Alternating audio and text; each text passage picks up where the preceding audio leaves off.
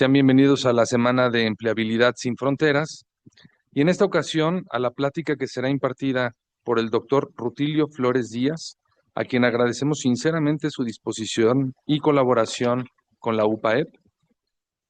Voy a leer un poquito el currículum del doctor. El doctor Rutilio Flores Díaz es egresado de Medicina por la Universidad Popular Autónoma del Estado de Puebla, donde obtuvo 5 cruces forjadas y mención honorífica en su examen profesional. En 1992 fue reconocido con el premio Los Mejores Estudiantes de México, otorgado por el Diario de México, al obtener el mejor promedio de su generación. Realizó la especialidad en cirugía general en el Centro Médico Nacional La Raza en 1998 y la subespecialidad en cirugía oncológica en el Centro Médico Nacional Siglo XXI en el año 2001. Ha participado como ponente en congresos nacionales e internacionales. Es consultor de publicaciones en revistas indexadas y capítulos de libros sobre cirugía de cabeza y cuello, así como autor de guías de práctica clínica en el Instituto Mexicano del Seguro Social. Actualmente se desempeña como médico adscrito al servicio de cabeza y cuello en el Hospital de Oncología del Centro Médico Nacional Siglo XXI y en el Hospital de Especialidades IMSS Manuel Ávila Camacho. Démosle un fuerte aplauso al doctor Rutilio Flores Díaz, por favor. Y antes de cederle la palabra, me permito compartirles algunas indicaciones para el buen desarrollo de la sesión. Si tienen alguna duda, podrán solicitar la palabra levantando la mano. Al finalizar, también contaremos con un pequeño espacio para atender sus preguntas y sus inquietudes. Al término, habrá un código QR para que ustedes lo escaneen, puedan llenar una encuesta de satisfacción y puedan obtener su constancia de participación. Sin más, los dejo con el doctor Rutilio Flores Díaz. Muchas gracias. Gracias. Le agradezco enormemente la invitación por parte de la disposición que se tiene para la realización de este evento. A ustedes por su presencia, también muchas gracias. Eh, la invitación es para dar como un panorama de lo que fue mi vida profesional en el sector salud y espero que esto les pueda ayudar un poquito para tener ciertos tips, ¿no? De qué hacer, qué no hacer, cómo me puedo mover, cosas que a lo mejor nadie nos va a decir en la carrera, o sea, terminamos y sigue lo que sigue y sigue lo que sigue, pero estos tips son importantes. Así de entrada, por ejemplo, ¿no? Cosas que no nos dicen cuando entramos a trabajar. Parece algo irrisorio, pero por ejemplo las vacaciones, ¿no? Todavía no entramos a trabajar y como ya voy a estar pensando en las vacaciones, pero es importante porque las vacaciones después de 2 años de trabajo, pues, obviamente ya estamos cansados, necesitamos vacaciones y nadie nos dice que después de 4 periodos vencidos de vacaciones, el quinto se pierde. Y ese periodo perdido o bien se puede pagar o se puede disfrutar. Entonces realmente, aunque sean suplentes, la idea es de que no pierdan 4 periodos de vacaciones y disfruten su quinto. Esto implica descanso y si no quieren descansar, implica que se los paguen. Quiere decir que trabajan una quincena y les pagan doble. Entonces esto no se lo dice nadie, ¿no? Eso debería ser el personal del hospital el que debería de corregir esto. Pero finalmente pasa y así como estos son muchos detalles, ¿no? Que van pasando durante la carrera, pero es importante porque finalmente es dinero que es de ustedes y que nadie se los va a devolver. Y ya lo trabajaron y tienen derecho a disfrutarlo.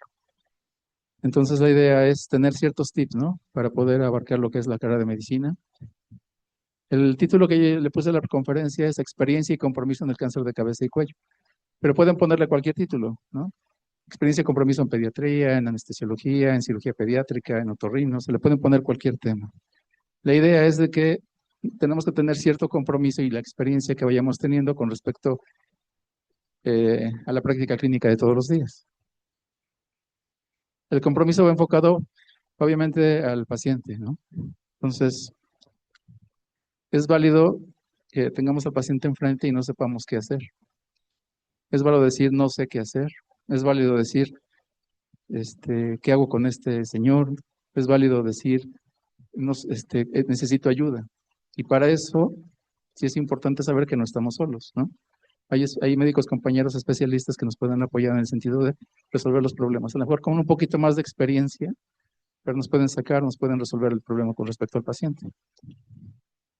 Otro compromiso es con la institución. porque finalmente estamos contratados, y si estamos contratados es para trabajar. No se vale llegar y no hacer lo que tenemos que hacer, ¿no? Entonces directamente estamos cumpliendo cierto horario y la idea no es tanto que decir, hago como que trabajo porque hacen como que me pagan. Entonces la idea es, si realmente estamos contratados para hacer un servicio, realizar el servicio. Ese es parte del compromiso de la empresa, ¿no? Y la otra es el compromiso con nosotros mismos y con nuestras familias, porque tenemos derecho a vivir bien, tenemos derecho a mantener nuestra familia, tenemos derecho a recibir el salario que necesitamos por nuestro trabajo. Entonces, la idea del compromiso con nosotros también, independientemente del beneficio que tenga el paciente con nosotros, adelante, adelante. Independientemente del beneficio que tenga el paciente con nosotros, es nuestro crecimiento personal, porque podemos hacer muchísimas cosas o dejar de hacerlas, pero finalmente tenemos que hacerlo por nosotros mismos, porque finalmente lo que hagamos o dejemos de hacer, la institución lo puede agradecer, los directivos lo pueden o no agradecer, el paciente lo puede o no agradecer, pero yo les invito a que desde este momento lo que tengan que hacer, háganlo bien, por ustedes, para generar mejores frutos, mejores conocimientos y mejor práctica. ¿De acuerdo? Entonces la invitación con respecto al compromiso es hacia nosotros mismos también. Y obviamente esto genera experiencia.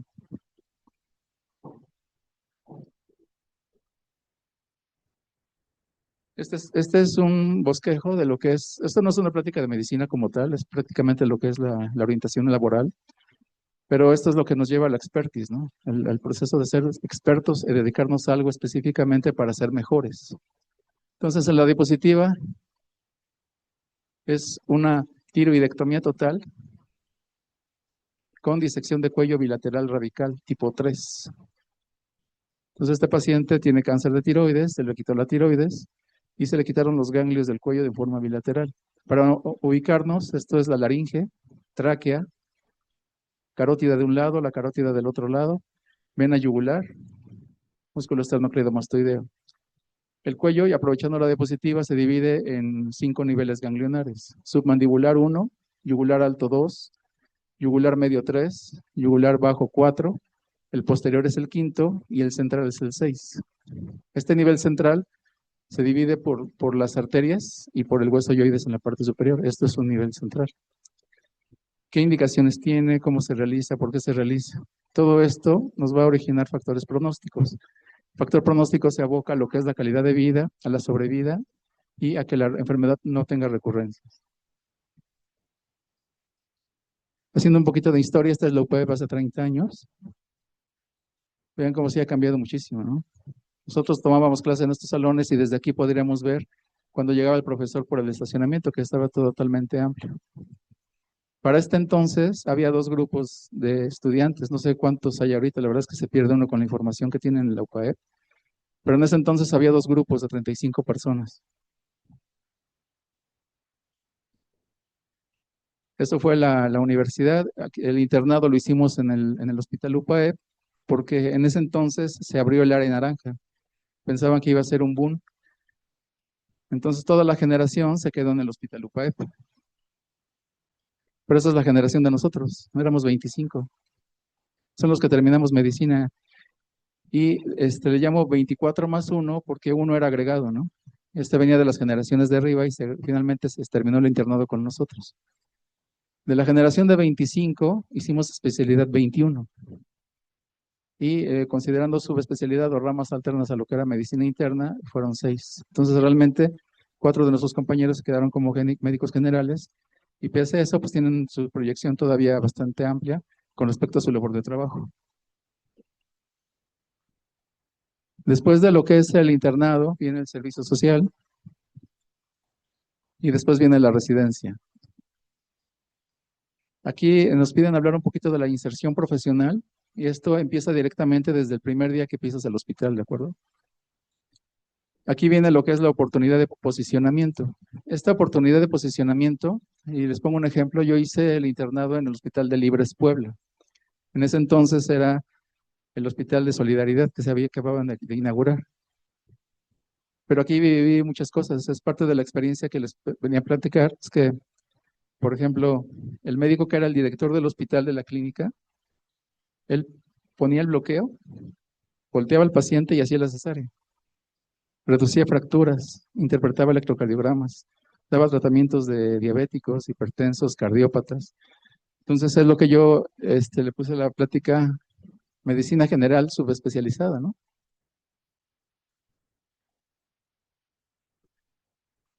Entonces, como comentario y a reserva de la vivencia que va uno teniendo con respecto a la profesión médica, en una guardia de esas muy pesadas, dos gorditas, empieza el bebé con sufrimiento fetal, le hablo por teléfono al doctor, y digo, ¿sabe qué? Los voy a trasladar porque el bebé ya tiene sufrimiento fetal. El traslado lo hacía yo, subía el bebé en la ambulancia, me lo llevaba, ¿no? Y ahí era Claudia, me lo traía a Puebla. Me dice, espérate tantito, llego a las 6 de la mañana y le hacemos la cesárea. Y bueno, pues ya va a venir. Llegó el doctor, digo como a las 7, metimos a los pacientes, les pusimos el bloqueo, empezamos a hacer la cesárea y oímos ambulancias afuera, ¿no? Muchas ambulancias. Una camioneta de Redila, se le poncha la llanta, viene todo lleno de familiares atrás, se voltea y todos los pacientes y familiares llegan directamente a urgencias. Estábamos en quirófano, les dice, ¿saben qué? Hablan los médicos de la delegación. Y vienen los médicos de la delegación y empiezan a apoyar todo lo que es afuera. Terminamos la cesárea, salimos. Había niños tirados, personas tiradas en el suelo, bebés en la altarjea, las camas llenas.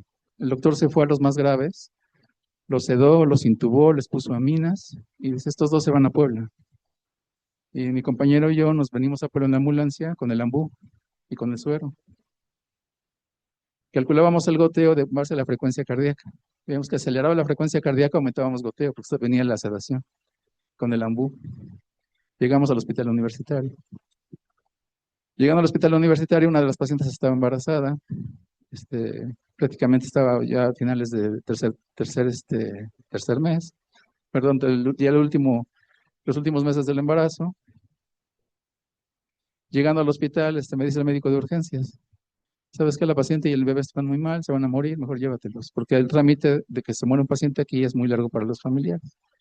Le dije, no, discúlpeme, doc, no me los puedo llevar, o sea, es que apuradamente llegué con el ambú, no se me va a morir en la ambulancia, ¿no? Entonces finalmente se quedó el paciente como uno de los eventos en el servicio social. Otro evento fue que llegó una paciente ya con dilatación, porque los pacientes no van a control prenatal, los pacientes ya llegan cuando ya están con dilatación. Llega la paciente con 10 de dilatación, la pasamos a quirófano. Estaba un médico encargado en la mañana. Ese médico me dice, ¿qué quieres ser, pediatra o ginecólogo? Y digo, está bien, pues me voy de ginecólogo, tú quédate de pediatra. Nace el bebé, estoy esperando la placenta y no sale. Meto los dedos, está totalmente duro. Solamente empieza a diogar, ¿no? Placenta creta, esto se puede poner feo. Meto la cabeza, reviso, y se ven cabellitos. Venía otro bebé. Lo bueno es que venía cefálico, ¿no? Entonces, todas esas experiencias que va adquiriendo uno en el servicio social te hacen pensar en si así o no hacer una especialidad. O sea, no te puedes quedar como muy encajado en lo que es medicina general como tal. Después ya llegaron al hospital anestesiólogos, más médicos, pero finalmente muchas desavenencias eran en el hospital. Otra experiencia, por ejemplo, mandaron 2 médicos internos de Teciutlán. Llegaron los doctores, yo era pasante, ellos eran internos.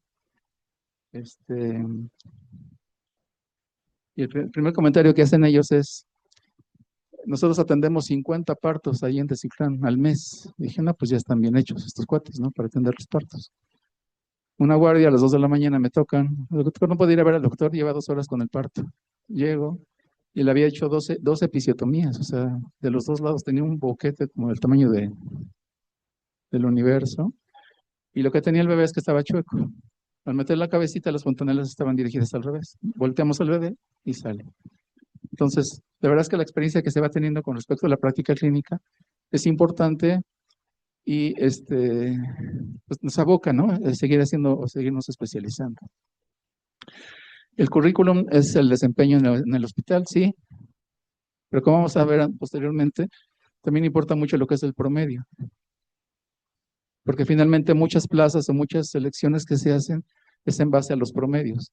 Entonces, pese a que pueda haber o no pueda haber un currículum como tal en cuanto a exposiciones o presentación de casos, el promedio es importante porque mucha selección sí se hace con respecto a los promedios, ¿no? Por ejemplo, la selección de clases en el servicio social.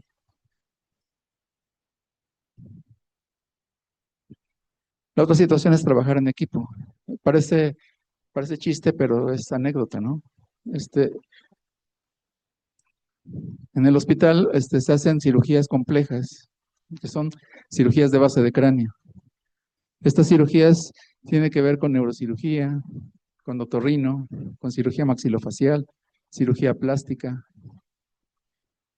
y cada uno de ellos lleva a sus residentes. Entonces, la verdad es que parece chiste, pero sí se ve la multitud dentro de la cirugía, ¿no?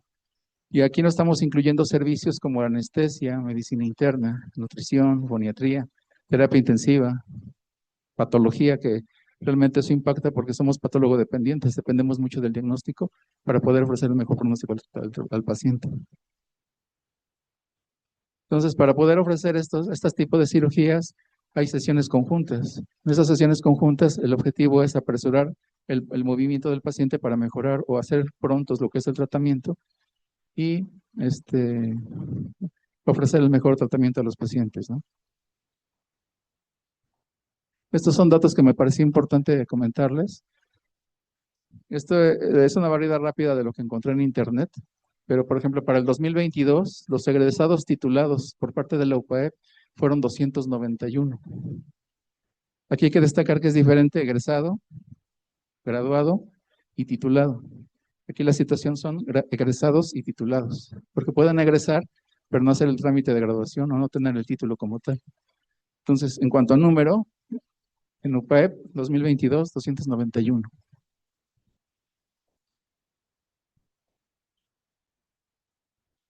Aquí se tapa un poquito por la diapositiva de aquí arriba, pero para especialidades médicas, la cifra alcanzó 12,000 egresados de las instituciones públicas en el 2024. Y casi es el doble con respecto al 2019. Entonces, los egresados de pregrado aproximadamente al año en México son 17,500. Los especialistas del IMSS en el 2023 egresaron 9,235 para un total de profesionistas de casi 500,000 de egresados. Son datos importantes porque finalmente contra ellos nos vamos a enfrentar y contra ellos vamos a competir, tanto para entrar a la especialidad como para salir de la especialidad, tener un trabajo. Ese dato es importante, ¿no? La demanda de la UNAM ingresa 1 de cada 9 que postulan. Entonces, la verdad es que la demanda en medicina es muy alta, la competencia es alta y la idea es de la preparación que vayamos teniendo nosotros con respecto a la competitividad.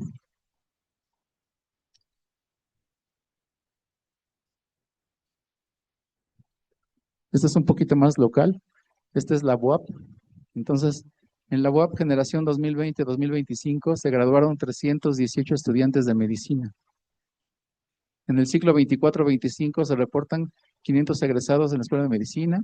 La titulación para este año llegó a ser hasta de 853. Eso quiere decir que probablemente les facilitaron la titulación o hicieron algún trámite para que esa titulación fuera un poquito más rápida, pero en un año en la UAP, los egresados son 853.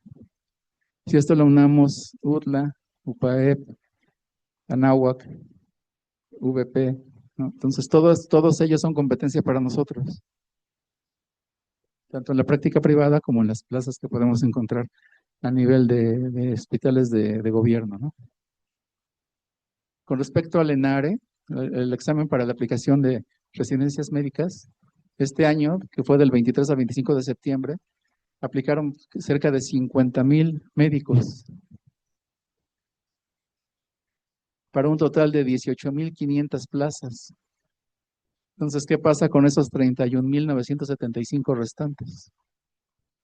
Entonces, la competencia realmente es importante, ¿no? Realmente en el año pasado presentaron 44,859. Aquí la situación es de que las plazas realmente son pocas con respecto para hacer la especialidad. Las plazas ofertadas son 18,515, ¿no? Para un total de 50,000. Aquí existe una opción de trabajo. Cuando hacemos la especialidad, tenemos ciertos meses que hay que cubrir como si fuera campo, como si fuera servicio social. Tuve la oportunidad de ir a Plan de Navarro, Jalisco, que está como a 2 horas de lo que es Guadalajara, y nuestro ayudante en cirugía es algo que se conocen como técnicos 33, que es una opción de trabajo. Esto lo da el IMSS. Lo que hacía el doctor era únicamente llegar y estar en quirófano, lo único que tenía que hacer. No pasaba visita, no corría indicaciones, no te llevaba a revisar en la consulta, no, absolutamente nada más que estar en el quirófano, pero eso estaba contratado y llegaba 24 por 24 horas. Aparentemente el salario no era malo, pero finalmente es una opción de trabajo que es viable para algunos sitios, subzonas o estados, ¿no? En donde sí es factible llevar a cabo este tipo de trabajo. Entonces es una opción a considerar, ¿de acuerdo? En esta diapositiva quiero mostrarles las formas como se pueden ingresar a hacer residencia en el Instituto Mexicano del Seguro Social. La modalidad A es el examen nacional para ingresar directamente a la especialidad, pero está la modalidad B y la modalidad C. La modalidad B, y eso me tocó en el R1 cuando dos de mis compañeros eran médicos generales del IMSS, ya tenían base, y con esa base hicieron los trámites necesarios en el IMSS para hacer la especialidad sin hacer examen nacional. Aquí la situación es de que pueden entrar a trabajar al IMSS con otra rama, se siguen, estudian medicina, se gradúan de médicos, trabajan ya con base en el IMSS de medicina familiar, hacen el procedimiento adecuado y llegan a hacer la especialidad en el IMSS sin hacer directamente el examen nacional. Pero hay que tener base en el IMSS. La otra opción de trabajo es que sean familiares de algún trabajador del IMSS. Y esos trámites también se pueden hacer. Y finalmente, sin necesidad de hacer el examen nacional, el IMSS tiene la opción de que puedas realmente hacer una especialidad por parte del hospital sin necesariamente pasar el ENARME. Entonces son opciones con respecto a la ubicación y probabilidades de trabajo, que la verdad es que no son mala opción. Lo que pasa muchas veces en el sector salud es que se ofertan ciertas semanas al año una bolsa de trabajo. Esa bolsa de trabajo incluye camillería, incluye limpieza, incluye almacén, incluye farmacia. Entonces lo que hace la gente es que mete a sus hijos desde chicos, 17, 18 años, los mete a trabajar al IMSS y en base a la base que pueda tener, se puede seguir especializando, ¿no? Por eso hay médicos que están jubilados y tienen 43 años, porque entraron desde los 17. Van cambiando de rama y finalmente van haciendo la especialidad. Esta es otra opción de trabajo dentro de las instituciones, que a veces no se comenta.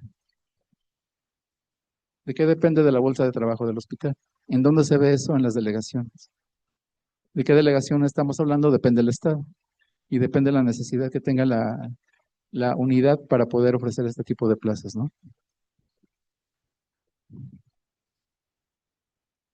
Cuando hicimos el examen nacional, el reporte del examen nacional, pues fue por periódico. Ahorita ya es diferente, ya todo es digital, ya todo es por internet. Pero los resultados del examen nacional se informó por periódico. Los médicos seleccionados aparecíamos por abecedario, de acuerdo a la especialidad. Y aquí lo importante, estos son la opción 1, yo consideraría, ¿no?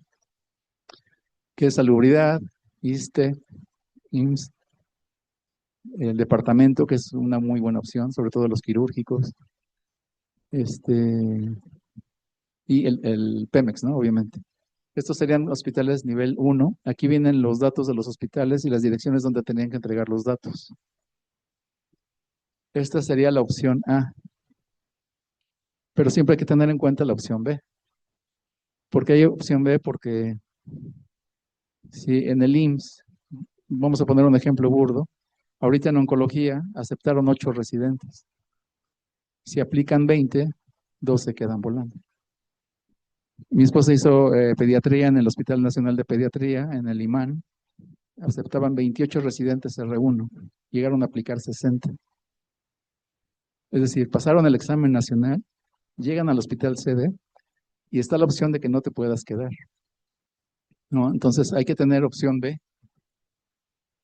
La opción B puede ser dentro del mismo instituto, en otra localidad que esté un poquito más lejana, o bien cambiar de unidad. Las otras instituciones, ISTEP, Hospital para el Niño Poblano, Hospital Infantil de Hidalgo, es decir, el Hospital Infantil Privado en México, pero también está el Ángeles, está el ABC, está el Cristos Muguerza, que son hospitales privados, que no está mal. La ventaja del hospital privado es que hay mucha enseñanza, pero poca maniobrabilidad, ¿no? O sea, poca posibilidad de poder tocar a los pacientes. Y es lógico porque un paciente privado pues no va a querer que un estudiante llegue a, ¿no? De hecho, esté suturando, lo esté curando, no sé, cosas más específicas con respecto a un paciente privado, sobre todo a ciertos niveles de hospitalización, como podría ser, por ejemplo, el ABC. Aquí en Puebla hay residencia de anestesiología, en el Ángeles. Y la verdad es que depende mucho del anestesiólogo para que los dejen intubar. Depende mucho de la calidad del paciente, depende de la confianza que te vayas ganando con el médico, ¿no? Entonces, la verdad es que aquí es una relación interpersonal con el anestesiólogo. Pero sí hay opciones, pues, o sea, de que hay opciones, pero siempre es preferible tener opción A y opciones B y opción C. La situación con la opción C es que son los hospitales que ya nadie quiso, los hospitales que ya escogieron a su gente, hospitales que están así como por rebote, ¿no? Y finalmente, es una posibilidad también. O hacer examen nacional el siguiente año. Tener en cuenta también que en medicina privada, si escogemos ABC, escogemos Ángeles, nos vamos a enfrentar contra el R4, contra el R3, contra el R2 y contra el R1, que en este caso seríamos nosotros y nuestros compañeros. Entonces, sí es importante tener esa consideración de los planes, porque no es lo mismo un hospital donde podamos ejercer más como residentes, tocar más al paciente, que un hospital donde no podamos tocar pacientes, lo que podamos estudiar mucho. Cuando llegué a Puebla, me llamó mucho la atención porque en San José no hay subespecialidades para residentes. Son, por ejemplo, cirugía general, hacen el R1 en San José incluso, y el R2, o sea, obviamente el mayor número, pero no hay otros residentes de subespecialidades. Entonces, el R de cirugía entra con el angiólogo, entra con el cirujano plástico, entra con el cardiovascular. Hay cirugía todos los días, ¿eh? Todos los días ahí están abierto corazón. Entran con el neurocirujano. Entonces los chavos de R2 pues, te ponen un sello sin problema. Así, o sea, sin problema. ¿Por qué? Porque se metieron a abrir el corazón. Saben poner un sello, pero vaya, así, con los ojos cerrados, ¿no? Ponen catéteres centrales igual, o sea, con los ojos cerrados, o sea, ya tienen mucha habilidad. ¿Por qué? Porque están viendo a los médicos y están operando el corazón. Están viendo cómo tiene la anatomía por dentro. Los chavos ponen catéteres subclavios, pero rapidísimo. Entonces, IMSS San José me llama mucho la atención porque no hay con quién competir. Estás tú solito.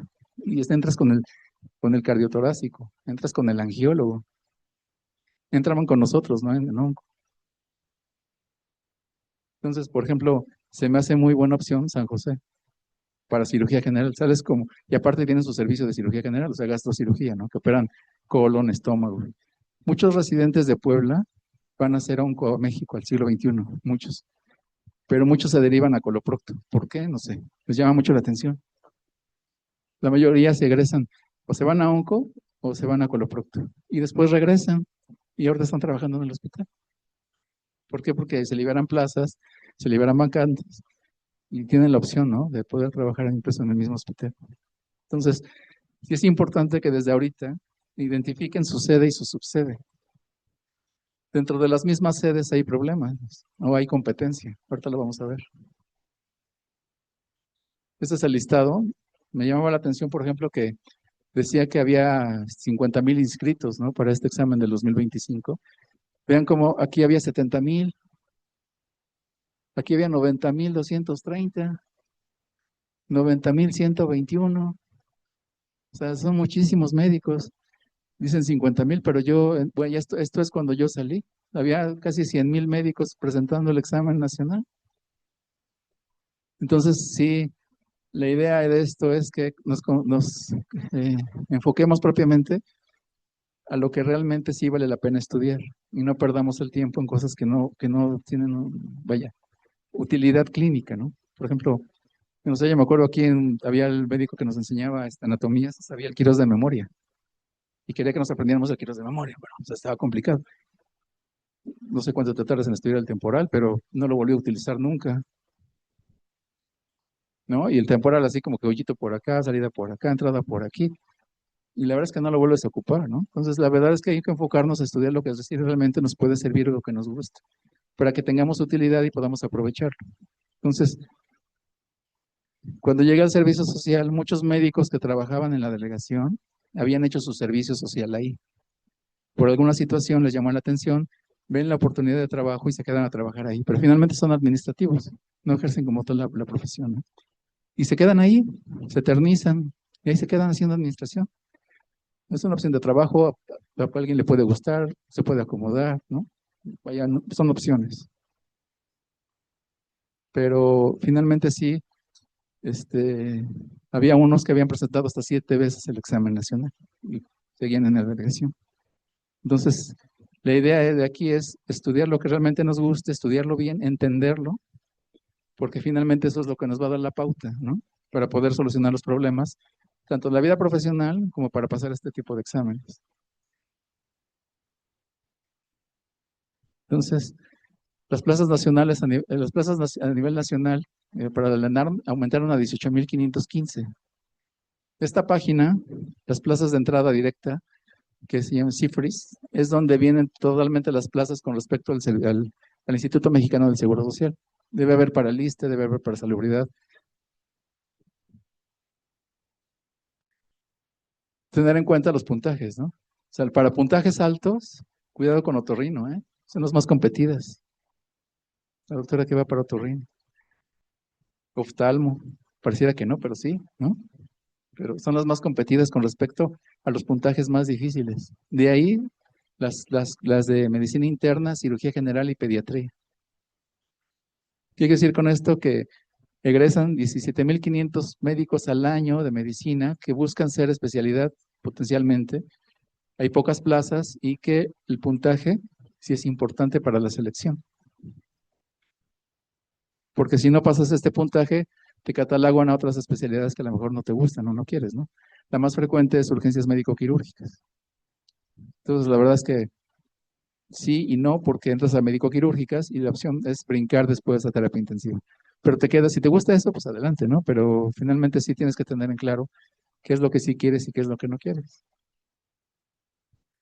Esa es la página que les comentaba. Entonces, con respecto a la residencia médica del IMSS, ¿no? Entonces aparece la lista con la especialidad, la sede, el estado de la sede, la subsede y el estado de la subsede. ¿Qué quiere decir esto de subsede? Que el primer año lo hacemos en la subsede y el resto de los años ya lo hacemos en la sede. Pero eso es bueno porque este año aprendes muchísimo. Casi la rotación de R2, R3 y R4 en nuestros hospitales puede ser mínima. Entonces, y si llegan a ir, pues sácale provecho, pregúntales, explóralos, sácales lo que tú puedas, que te dejen, ¿no? Que te dejen operar, que te den chance de lo que a lo mejor un escrito no te da chance. Entonces viene así, ¿no? Del código, el número de residentes que ocupan por la especialidad. Por ejemplo, aquí serían 11, cirugía general, con esta sede, la Ciudad de México, y con esta subsede. Un ejemplo, ¿no? Por ejemplo, yo voy a hacer el R1 en el hospital Carlos MacGregor, ¿no? Del IMSS, en la Ciudad de México. Hago el R1 aquí y termino mi especialidad en el Hospital de Especialidades del siglo XXI. La situación es de que voy a competir contra 12. ¿Qué tal si llegan 24? Cuando te dan a escoger, escoges obviamente la sede y escoges la subsede. Pero sí tienes que tener en cuenta que vas a competir, ¿no? Y esto es cirugía general, ¿eh? Todos estos hospitales es a nivel nacional. ¿Qué es lo que pasa? Que los que más se saturan es el siglo XXI y la raza. Por ende, o sea, por alguna situación son los que más llaman gente. Y entonces otra vez plan A, plan B y plan C, porque dentro del IMSS a lo mejor no se quisieron ir a Hidalgo, no se quisieron ir a Culiacán, no se quisieron ir a zonas a Chiapas a lo mejor, ¿no? Entonces quedaría la opción de ir a hacer la subsede en ese lugar y después ya brincar a lo que es la sede, ¿no? Pero hay que tener en mente que a pesar de que pasemos el examen nacional, vamos a competir con los que lleguen a la sede, de si nos vamos a quedar o no en la sede. Y es importante el promedio, eso sí. Entonces, otra vez regresamos la forma de estudiar, algo que nos ayude, que entendamos, que se nos haga fácil, que sea útil, ¿no? No aprendernos los hoyitos de los huesitos, por ejemplo, que no es más, o sea, si te lo exponen, te lo enseñan, pues te lo tienes que aprender porque te lo van a preguntar. Y eso ayuda al promedio. Pero sí tener utilidad en cuanto a qué vamos a estudiar, cómo lo voy a estudiar y de la manera que se me quede, ¿no? La otra, si ven a un paciente, estudio su caso, checo por qué se hizo, qué no se hizo. Está en el hospital, vamos al Hospital Ángeles, hay internos, no los conocemos. Vas al pueblo, hay internos, ni los conoces. Eso sí, en el comedor andan con sus charolitas, ¿no? Bien peinaditos, bien vestidos con su uniforme. O sea, así, pues, o sea, es difícil que vayan a aprender algo, pues. O sea, si van a ser internado en un hospital privado, tienes que estar pegado a los médicos. Ok, este padecimiento lo tengo que estudiar así, el paciente está así, ya lo vi, ya lo toqué. ¿Qué le está dejando de tratamiento el doctor? ¿Qué medicamento es? ¿Por qué le está dando esto? Y preguntarle, llega el doctor y paso con él, oiga, ¿me da chance de pasar con usted? Y te le pegas, ¿no? Y preguntas. Y la otra vez que regreses, el doctor te va a enseñar. Es difícil que un médico no quiera enseñar, es muy, muy complicado que no quiera enseñar. Siempre llega y te pide algo, te pregunta algo, lo más lógico es que te explayes y le comentes lo que tú sabes, ¿no? ¿Por qué? Porque ese doctor en algún momento va a tener que atender a alguien. Entonces, entre mejor preparado esté, o sea, los conocimientos no se pueden cohibir, no se pueden limitar, ¿no? Entonces, yo les propongo eso también. Llega uno al Puebla, ¿no? Hay internos y no los conocemos. El Ángel es uno que anda por ahí, ¿no? La idea es sacarle provecho. ¿Por qué? Porque sí tenemos que tener en cuenta la situación con respecto a la competitividad, ¿no? Entonces, hay opción A, que me quiero ir al siglo XXI, ok, pero hay 12, voy a competir con ellos, me quedo perfecto, ¿no? Importa la subsede, sí, porque también esta está competida.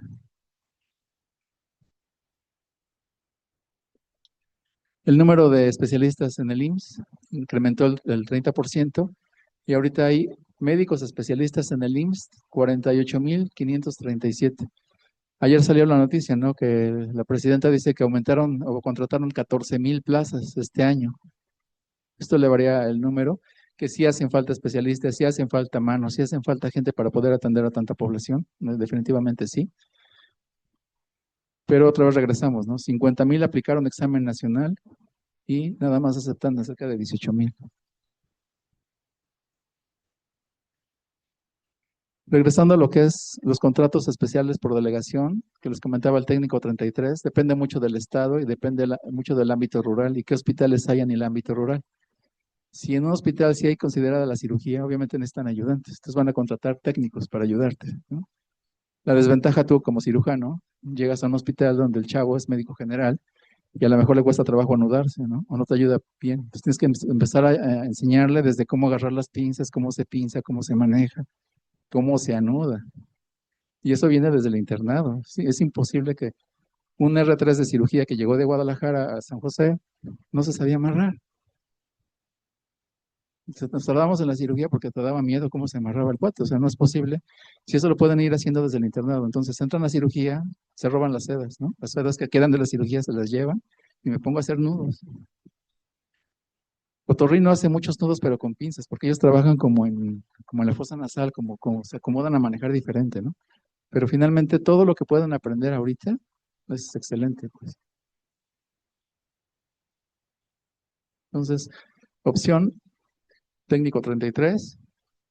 Ahora, entramos al trabajar, vamos a decirlo así, en el Instituto Mexicano del Seguro Social. Hay tres situaciones que podemos entrar a trabajar.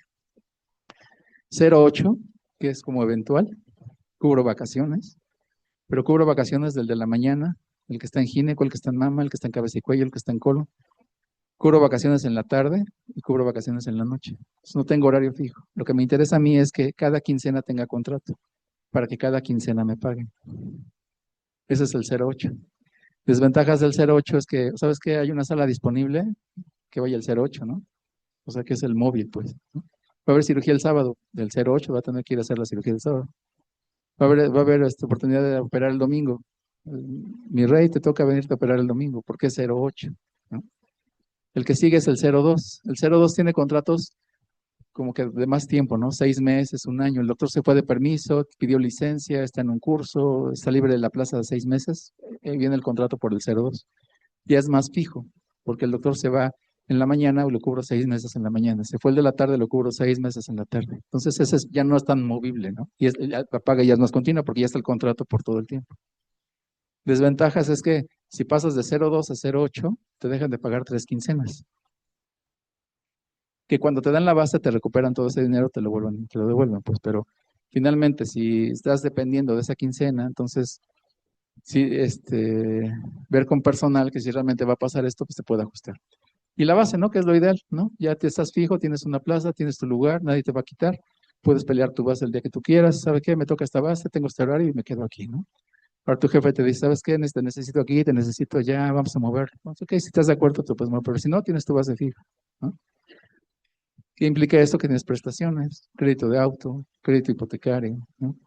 El aguinaldo ya fijo, es decir, ya estás más estable con respecto a este tipo de contratos. Y lo que comentaba hace rato, ¿no?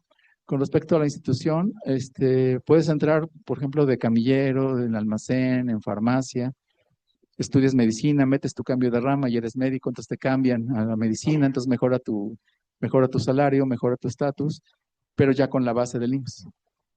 O bien directamente por la ayuda de familiares directos con respecto a las plazas, ¿no?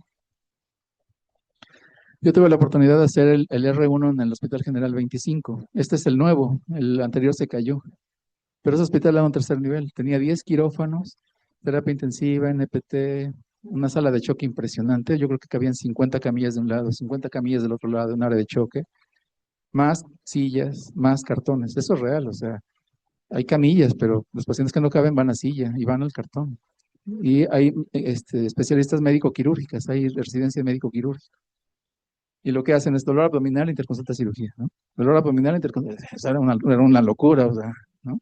Ya, o sea, esfuerzas de tantito, ¿no? Supone, por ejemplo, descarta la apendicitis, no sé, o algo, ¿no? Dolor abdominal, interconsulta cirugía. Era una locura. Las personalidades de los médicos en las guardias, ¿no? Llegaban los doctores en la noche, llegaban directo al vestidor y se sentaban a cenar. ¿Quién está de guardia? Tal, háblale. ¿Qué tienes en urgencias? Entonces, para ese entonces ya tienes que haber checado por lo menos sacarte los apéndices, pues, para pasar la noche, ¿no? Llegabas, revisabas rápido, ya, y me lo llevo, ya. Pasaba la noche con esos tres y ya el siguiente día, pues el que llegara y a ver qué se podía solucionar. Pero de verdad que es catastrófico, realmente es un hospital de guerra. Ahora, fines de semana, quincena, balaceados, acuchillados, asaltados, golpeados, fracturados, ¿no? Entonces es un hospital realmente de guerra. Se cayó, ahorita parece que lo construyeron muchísimo mejor. La zona también no es muy agradable, es una zona peligrosa, cerca de Nezahualcóyotl, lo que es la entrada a México, que es la Zaragoza. Pero la verdad es que en cuanto, en cuanto a profesionalismo y experiencia, ese año fue maravilloso, ¿no? O sea, aprendí mucho. Llegaban R2, R3, pero 1, 2, o sea, te los comías. O sea, los entretenías con otra cosa, te iba a hacer otra cosa, ¿no? La idea es darte a conocer con los médicos. Y para eso es disciplina, ¿eh? No hay otra opción. A nadie le cae bien que alguien que llegue tarde. Si tú como R7 llegas a 6:30 a pasar visita a los pacientes para hacer la entrega de guardia a las 7, el R6 a qué hora tiene que llegar, pues tiene que llegar antes que tú. Y el R5 tiene que llegar antes que el R6. Entonces todo es disciplina. Pues eso sí es un secreto mágico. Y a las 7 se entregan los pacientes en una sala como esta, se va entregando paciente por paciente. Tú como R7 tienes que conocerlos, ¿no? Opinar, decir, sabes que este paciente hay que revisarlo, este paciente está mal, este paciente está grave, este paciente necesita el otro. Y los médicos de base se dan cuenta, pues, ¿no? La otra es que tu responsabilidad va cambiando. El R5 es como si fuera el R1, a pesar de que ya son cirujanos generales. Toman muestras, ponen catéteres, hacen menodisección, o sea, es el R1 otra vez. El R6 tiene más responsabilidad porque es el que coordina guardias y coordina todo lo que es académico, artículos, qué se va a presentar, qué tema se va a presentar, cómo se va a presentar. y que todo esté listo. Y se lo encargas a uno y se lo encargas a otro. Si este cuate no llega, no lo presentó, se quedó dormido, no sé, no llegó, está la opción B, ¿no? El caso es que tiene que haber sesiones todos los días. Entonces, el R6 es pesado por el aspecto administrativo y el R7 es una chulada, ¿no? O sea, la gozas, porque la gozas. Todo lo que trabajaste durante tantos años es cuando la gozas realmente. Tuve la oportunidad en mi cátedra, o sea, dentro de la residencia, de que fui el único R7 en mi rotación, fui el único R6 y fui el único R5. Sí fue una friega R5 y R6. Las otras rotaciones tenían dos, ¿no? Había dos R5, dos R6 y dos R7. Pero cuando fui R7 dije, no, pues quirófano todos los días. Entonces sí, sí, sí se sufre, pero también hay momentos muy gloriosos, ¿no? Muy, muy padres, ¿no? Esta es la sede, es la raza, especialidades de la raza. Decimos que somos de la raza, pero realmente en la raza estamos rotando 2 o 3 meses por año. El R1 ya la 25. R2, R3 y R4, 2 o 3 meses por año. A veces 4 meses por año realmente en la raza. El resto del año, ¿qué pasa? Son rotaciones externas. A veces está bien, a veces no tanto, pero sí vale la pena, ¿no? Por ejemplo, saliendo de la raza me tocó irme a la 24. La 24 tiene un diplomado de laparoscopía. Y ese diplomado, este, ¿de dónde sacaban los pacientes? Se iban a la consulta externa, se iban a urgencias, pero salían pacientes. Se operaban 2 en la mañana y 1 o 2 en la tarde de colecistectomías. En ese entonces era lo fuerte, ¿no? Y había 5 médicos de diplomado. Entonces uno lavaba los trastes, que era lavar los trócars, otro ayudaba, otro camareaba y el otro operaba. El otro veía. Como yo era R4, me vale, yo voy a entrar a hacer rotación, porque es mi hospital, es mi unidad, ¿no? Entonces yo peleaba y me metía y entraba con ellos. Entonces la verdad es que se opera muchísimo. Y es lo que más acapara la atención, ¿no? De ciertos hospitales del IMSS con respecto a la laparoscopía. Ahora viene la robótica, que es otro rollo también, ¿eh? Es otro, es otro boom que va a modernizar todo lo que es la medicina. Y por alguna situación, oncología no rotábamos en el siglo XXI, que es el IMSS. En oncología rotábamos al General de México, perdón, al Hospital Juárez. En ese hospital se acababa de armar el servicio. Estaba el doctor Rodríguez. El cuate los enseñaba a operar con la mano, o sea, les guiaba la mano para ver dónde estaba la incisión. Salubridad es otro rollo, es mucho, mucho, muy accesible, es mucho más libre, pues, para los residentes. Salubridad es muy relajado, ¿no? Por ejemplo, en la tarde es de residentes. El que da la anestesia es el residente. El que opera es el residente.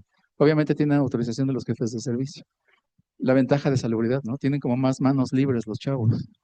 Entonces, en la tarde metíamos mamas, cosas tampoco muy complicadas, pero cáncer de mama se metía en la tarde, algún páncreas, ¿no?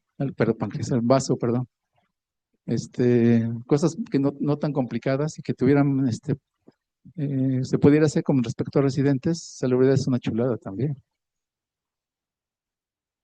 Y tuve la oportunidad de rotar ahí con ellos 6 meses, porque realmente nos dejaban mucho, mucho lo quirúrgico. Esto ya es el hospital de oncología. El hospital de oncología se divide por servicios, ¿no? Cabeza y cuello, gineco, mama, sarcomas. Cuando era R7, me dan la oportunidad de quedarme a trabajar en el servicio de cabeza y cuello. Todavía era R7 en diciembre. La residencia empieza en marzo. Me quedo diciembre, enero, febrero en cabeza y cuello como R7 y ya me quedo a trabajar. Después de eso ya me quedé a trabajar. Me dieron de inicio 0-2 y al año me dieron la base y ya. O sea, eso fue la ventaja de estar trabajando y tener la disciplina y concientizarse y estar en contacto con los médicos de base. Si yo soy cirujano y te dejo operar a ti, lo mínimo que voy a pedir es que cuando yo llegue el otro día, el paciente está así, así, así, así, hice esto, ¿no?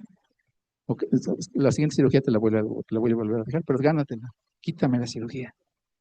Ahora no, esas son muy light los chavos. Quieren operar y quieren que yo se los cuide, ¿no? Cuida al paciente, o sea, ¿de qué se trata? Quítenle las cirugías a los adscritos, quítenle las anestesias, o sea, dame chance, doc, dame chance, dame chance. O sea, de verdad que, órale va, órale va. Y la primera, la segunda, la tercera, no pudiste, te enseño, no pudiste, te enseño. pero hay que pedirlo, hay que negociarlo, pues, o sea, al escrito le conviene porque entre más estrenados estén ustedes, menos complicaciones van a tener los pacientes. Eso es una realidad. El hospital se maneja por residentes y donde hay internos por interno. Entre mejor preparados estén, menos complicaciones puede haber con los pacientes. Y las ventajas de trabajo se van dando por las relaciones interpersonales, ¿no? Gente que estaba en el hospital y que su papá trabajó en el hospital y cuando salimos llegaba al hospital y el jefe de división dice, ¿tú qué haces aquí? ¿No que ya te querías ir? ¿No que no querías estar aquí? Y ahora sí no sales de aquí, ¿no? Pues andaba buscando trabajo, ¿no? La idea de la relación interpersonal, pero ¿saben qué es la disciplina, eh? O sea, que estés ahí, que estés ahí, que estés ahí. Vives en el hospital, duermes en el hospital, comes en el hospital. Y la verdad es que para eso nacemos. A lo mejor somos masoquistas o algo así, pero por algo estamos aquí, ¿eh? Piénsenlo, véanlo. Pero la verdad es que es un gusto trabajar así. O sea, trabajar en un hospital es una delicia. Yo estaba en la oncología de México, me vine a trabajar a Puebla. Yo tenía miedo porque dije, ¿quién me va a ayudar, no? En las cirugías. Puebla es una chulada. Encontré, la verdad, muchos amigos, gente muy capaz, muy, muy capaz. Igual con el pensamiento de poder ayudar a los pacientes, ¿no? Y por ejemplo, fallas que uno dice, estoy en tercer nivel, estoy en el hospital de oncología, nadie sabe más que yo, ¿no? Entonces, nuestra competencia es el INCAR, ¿no? En los congresos, ¿no? Las peleas, las discusiones con el INCAR. Y no, o sea, sí nos faltan cosas, ¿no? Yo al servicio de cabeza y cuello en México le agregaría un otorrino que manejara endoscopía y le agregaría un maxilofacial que manejara prótesis, que manejara placas, que manejara tornillos, que manejara la articulación. Eso no lo vemos como oncólogos, ¿no? Es decir, llega un paciente con un tumor centrofacial, maxilar, fosa nasal. Nuestro abordaje era con la cara, o sea, se llama Weber-Ferguson, paranasal, labio, se, des- se, des- se de- se le seca el colgajo lateral, se expone el hueso maxilar y vamos sobre el maxilar, ¿no? A romper, o sea, a romper y a quitar. Y aquí no. Aquí muchos procedimientos que hacíamos allá abiertos, los hacen los otorrinos por endoscopía. Llegan a explorar toda la fosa nasal, pueden sacar completito el tumor por endoscopía. No tenemos ese entrenamiento nosotros, pero se puede. Hay cirugías como las que veíamos ahorita de neurocirugía, y está padrísima porque el neurocirujano entra aquí, despega el colgajo, hace hoyitos en el cráneo, comunica y despega el hueso.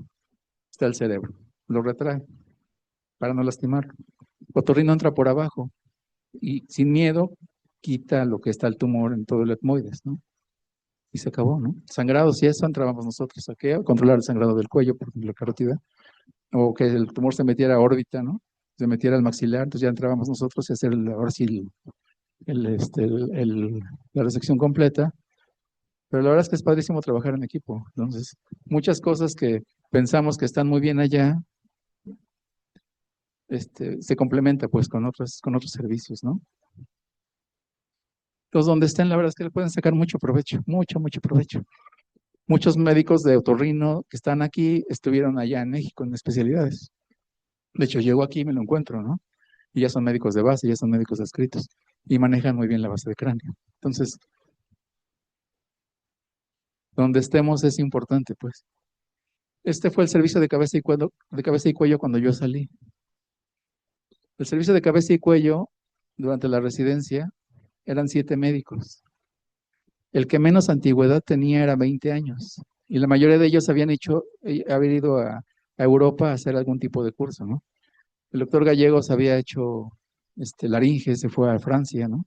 Y así se fueron a hacer rotaciones a ciertos hospitales europeos, regresan, y la verdad es que eran unos monstruos. El problema es que se jubilan. Se jubila uno, se jubila el otro, se jubila, y se queda vacío el servicio. Cuando yo ingreso, nos quedamos estos 4 más uno que estaba en quirófano, 5. Ese era el servicio de cabeza y cuello. Después de que había 7, pues ya señores grandes, ya con cierto prestigio, ya con cierta hegemonía, ¿no? Y los residentes, ¿no? Veracruz, Zacatecas, Mérida, Puebla. Entonces, esto era el servicio de cabeza y cuello cuando terminamos. Aquí la situación es de que el número de pacientes no baja. En este entonces, la consulta eran 80 pacientes en el consultorio, en 4 consultorios. Es un mundo de pacientes. El doctor Gallegos vino hace poquito, vino a operar a un paciente, me hizo favor de invitarme. Dice que en las 2 últimas semanas tuvieron 3 días con 200 pacientes en la consulta externa. O sea, entrar a trabajar no es, ya entré, ¿no? Entré y yo checo y me voy y cobro. Es lo que les comentaba al principio. Es el compromiso con el paciente, el compromiso con la institución que te está pagando y compromiso tuyo, ¿no? Porque finalmente es tu prestigio, que el paciente le vaya bien, que lo operes bien, ¿no? Que hagas un buen diagnóstico. Entonces, me estaba comentando el doctor, son 200 pacientes en la consulta, 4 consultorios y cerca de igual número de médicos. Entonces, es una locura. En quirófano, 2 salas diarias. Le llamábamos Q1 y Q2. Q1 era cirugía grande, ¿no? Te ocupaba todo el turno. Q2 eran 2 cirugías pequeñas, porque vemos piel. Entonces, eso lo consideramos como no tan complicado, ¿no? Entramos, hacemos mapeos, que es mapeo de ganglio centinela, ¿no? Que es buscar el ganglio que pinta azul o caliente por el gamma sonda. Y la reconstrucción por cirugía plástica, realmente no es tan complicado, ¿no? O sea, no lo vemos tan... Nosotros no, el paciente probablemente sí, porque finalmente a lo que se dio el nombre de cabeza y cuello en el hospital era la fábrica de monstruos, ¿no? Pero porque manejábamos piel, entonces necesitamos llevar a cabo resecciones y reconstrucciones. Pero sí es una locura, ¿no? Cada vez está... Y ahora que lo que quieren hacer de homogeneizar todos los sistemas de salud está complicado, porque no puede ser que alguien que no tenga seguridad social, aparte de los que ya hay, que lleguen así como, quiero que me atiendan, o sea, está súper complicado. No tienen ni idea de lo que se hace pues en los hospitales, ¿no? Eso es lo que les comentaba, ¿no? 2, 3 salas quirúrgicas diarias. Ahorita ya se está implementando cirugía vespertina y cirugía fin de semana. Cuando yo estaba 80 pacientes en la consulta, ahorita cerca de 200 pacientes en la consulta externa, ¿no? Aquí con 20 o 23 hospitalizados. Esto era el servicio de cabeza y cuello cuando yo ya me vine para acá. Puebla 2, Veracruz, doctor Gallegos de Tabasco, México DF y México DF. Esto es lo que manejaba el servicio de cabeza y cuello con esta cantidad de pacientes. Entonces, 2 o 3 en quirófano, uno que subía a piso a ver a los pacientes hospitalizados y veía la preconsulta, que es como el filtro para entrar al hospital o no, y los otros 2 se tenían que chutar toda la consulta, ¿no? Con los residentes que había. Entonces, la verdad es que sí es una locura. No tanto es si voy a entrar a trabajar o no, sino también ser resolutivo y entrar a la situación, ¿no? Esta es la última fotografía que tengo de IMSS San José. Este es el equipo quirúrgico, la última generación de R7 que manejamos en el hospital. Y aquí en San José la temática era 2 o 3 días quirúrgicos. Yo operaba lunes, miércoles, viernes ocasionalmente, pero lunes, miércoles sí, 2 casos diarios mínimo. Porque si no, si te programabas uno que estaba grande, todos te encimaban otro, entonces tú te programabas tus cirugías. Para uno solo eran 35 pacientes en la consulta, parece que ya subieron, pero la verdad es que ya entra uno al consultorio y es un bonche de expedientes de este tamaño. Está bien, lo que pasa es que te cansas, empiezas a cometer errores, ¿no? Tanto por el cansancio, ya estás a las 12:30, estás que, sobre todo si tienes pacientes complicados, que tienen dudas, que requieren un poquito más de atención, que te desgastan un poquito más. Ok, de repente, ¿no? Estás en la consulta y llega el otorrino. Doctor, tengo este paciente, ¿lo podemos ver? No, pues páselo, ¿no? Llega el neurocirujano, ¿sabes qué? Tenemos a este paciente, ¿lo podemos ver? Sí, pues páselo, ¿no? Entonces, la verdad es que la cantidad de trabajo, pues vaya, sí desquitan lo que es el salario, pues sí, definitivamente es importante, ¿no? Pero sale. Entonces, la misma cantidad de trabajo te obliga a resolver rápido. No tiene caso que el paciente lo cites en 2 semanas porque tenías 35, vas a tener 36 y no resolviste nada. Entonces, en ese momento tienes que ser resolutivo, ¿no? ¿Por qué? Porque tú solito te estás ahorcando.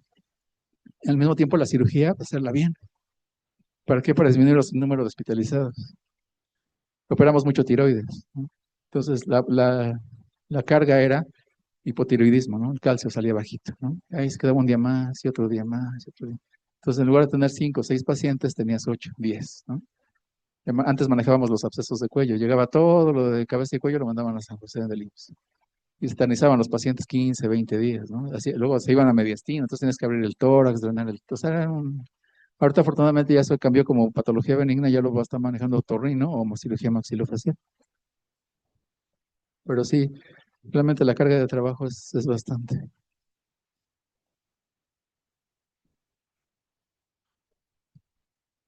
Entonces, concluyendo un poquito con respecto a la práctica clínica, definitivamente es importantísimo el criterio, actuar siempre, siempre con ética, siempre,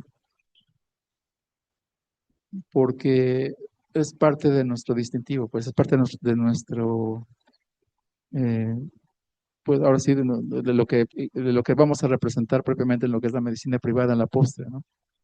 Es importantísimo la disciplina, de verdad que eso los invito mucho a ser puntuales, a hacer, sacar lo que tienen que hacer, hacerlo cuando lo tienen que hacer, generar confianza, ¿no? Tanto en sus compañeros como en los médicos adscritos en los que trabajamos.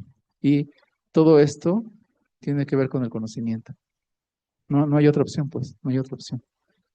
Les comentaba al principio, no sé qué hacer con el paciente, está muy complicado. A lo mejor hay alguien de mis compañeros que vio un caso y me puede ayudar, ¿no?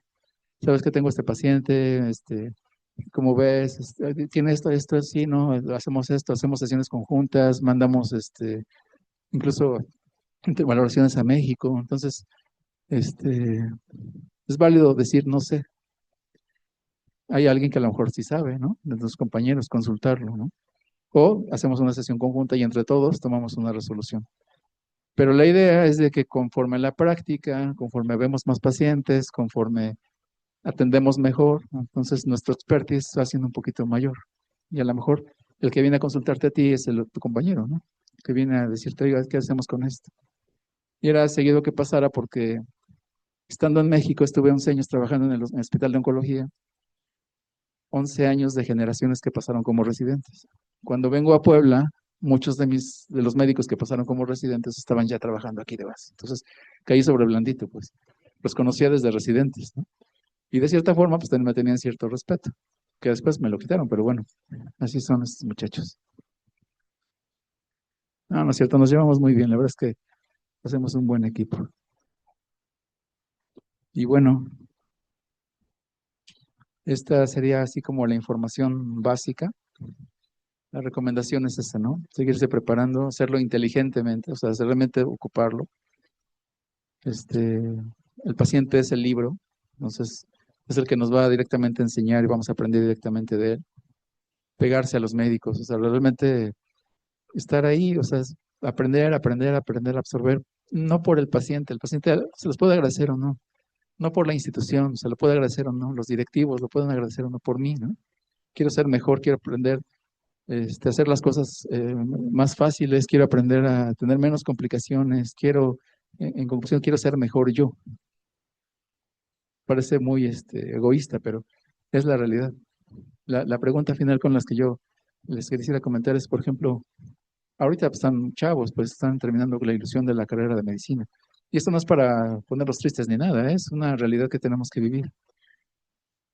La pregunta que hacemos después de la barrera, ¿no? Después de pasar todo esto es si volveríamos a hacer lo mismo, si estudiaríamos otra cosa.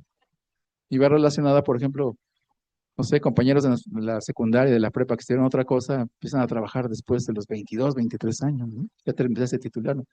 Mi chavo tiene 22 años, ya es ingeniero robótico, ¿no? 22 años. Yo estaba en el internado, o sea, me sentía bien chiquito, ¿no?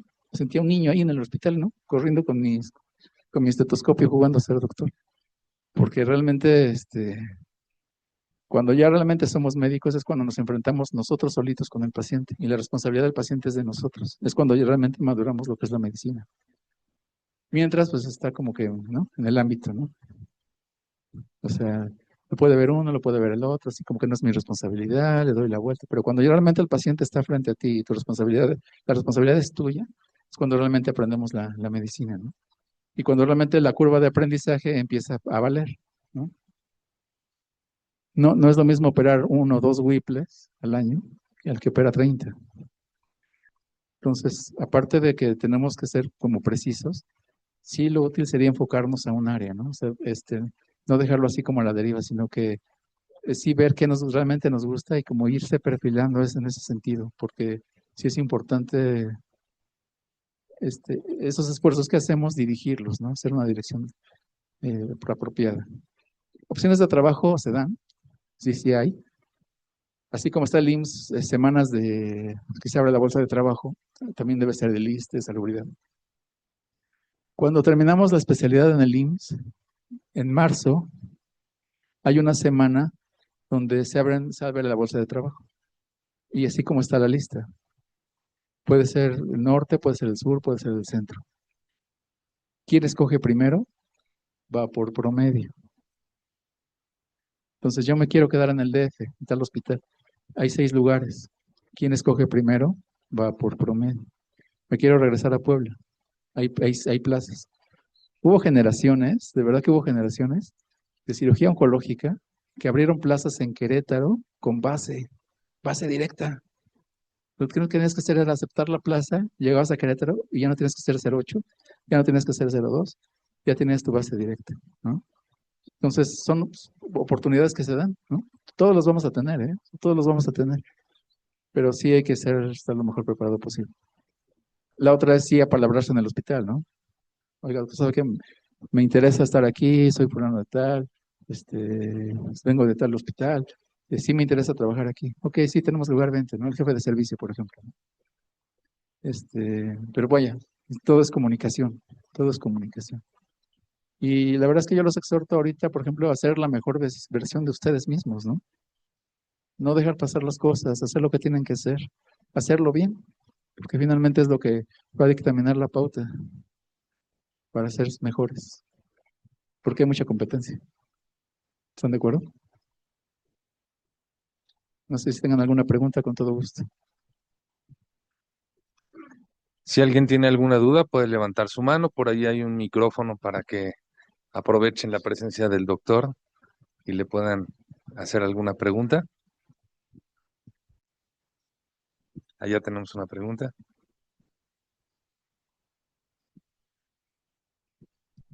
En todas las especialidades se hace rotación a los diferentes estados y los diferentes hospitales del país. En todas las especialidades, lo que pasa es que cada estado postula plazas, ¿no? Por ejemplo, Colima, me hacen falta 6 anestesiólogos y mando la solicitud a México. Me hacen falta 2 urólogos y mando la solicitud a México. Me hacen falta 3 internistas, 2 anestesiólogos, no sé, y manda la lista a México. La primera opción son la gente que acaba de salir de la residencia. Ellos les dan a escoger. La cosa es que tú te quieres ir a Colima, ¿no? Por ejemplo. Oye, no es mala opción. Entonces, lo que hacen los hospitales es promueven sus plazas. Los que tienen preferencia son los que acaban saliendo. Ahora, no se cubrieron esas plazas, vienen los que están atrás, ¿no? O sea, las generaciones atrasadas que no consiguieron trabajo y que aceptan esa plaza, la pueden tomar. Y la tercera vuelta son los médicos no IMSS, que, que necesitan un médico y pues finalmente viene de salubridad, viene del ISSSTE, y sabes que pues si hay plaza, ¿la quieres? Sí, me voy y se contrata, ¿no? Entonces depende mucho de la sede, la necesidad de médicos que puedan así que ofrecer las plazas con respecto al examen nacional.